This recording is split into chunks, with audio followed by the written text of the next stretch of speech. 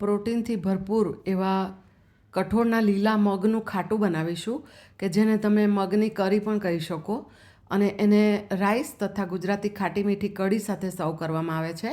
તો એના માટે અડધી કટોરી તુવેરની દાળ અને અડધી કટોરી લીલા મગ લઈશું. 2 થી 3 વખત પાણી વડે સારી રીતે ધોઈને કુકરમાં લઈએ. ત્યારબાદ એક ટામેટું કાપીને ઉમેરીશું અને અળવીના પાન કે જેને અરબી લીવ્સ કહેવામાં આવે છે એ 2 લીધા છે ધોઈને અને કુમળી દંડી સાથે એને કાપીને ઉમેરીશું.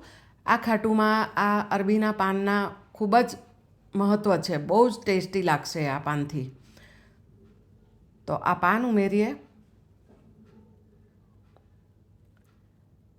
ત્યારબાદ અડધી ટીસ્પૂન જેટલું જીરું ઉમેરીશું અને ગેસની ફ્લેમને મીડિયમ રાખી 4 સીટી જેટલું કૂક થવા દઈએ. ત્યાં સુધીમાં મિક્સર જારમાં 4 લસણ કળી, 2 આદુના ટુકડા, 1 મરચું અને થોડું મીઠું ઉમેરીને ક્રશ કરી બાજુ પર રાખીએ.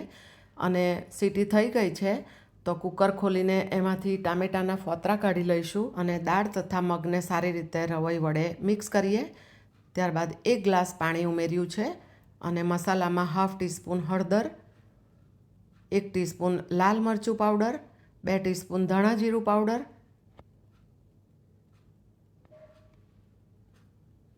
આદુ મરચાં અને લસણની પેસ્ટ ઉમેરી અને 3 ટેબલસ્પૂન જેટલો ગોળ ઉમેરીશું.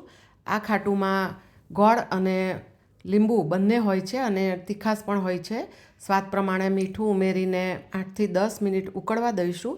ત્યારબાદ એક વઘાર તૈયાર કરીએ. તો વઘારિયામાં તેલ મૂકીને ગરમ થાય એટલે રાઈ, જીરું, હિંગ,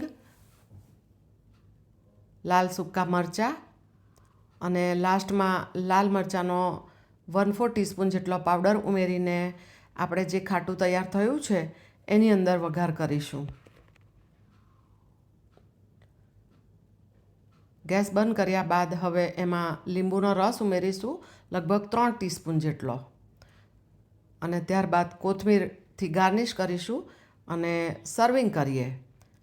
આ ખાટું ચટપટા સ્વાદવાળું ગળ્યું, તીખું, મીઠું વગેરે હોય છે. તો આ રાઈસ મૂક્યો અને ત્યારબાદ તૈયાર કરેલ મગનું ખાટું છે અને એની સાથે ગુજરાતી ખાટી મીઠી કઢી અને મેથીયાનો આચાર મૂક્યો છે અને ગરમા ગરમ સરસ આ ફૂડ તૈયાર છે. અને તમને ભાવશે તો ગુજરાતી ખાટું કઢી અને ભાતની મજા લઈએ.